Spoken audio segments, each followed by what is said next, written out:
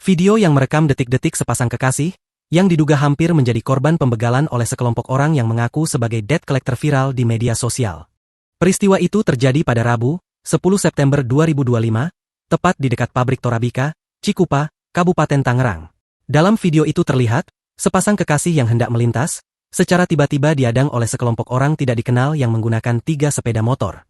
Terdengar dalam rekaman video, korban diduga mengalami intimidasi oleh terduga pelaku yang hendak mengambil kendaraannya, dengan alasan sebagai petugas leasing atau debt collector. Mau apa? Motor udah lunas? Cek aja, terdengar suara dari terduga korban.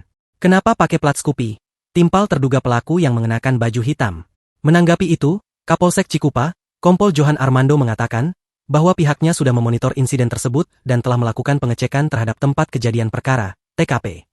Itu kita sudah monitor, sudah lakukan pengecekan TKP, dan sementara ini untuk yang diduga pelaku itu sedang kita lakukan penyelidikan.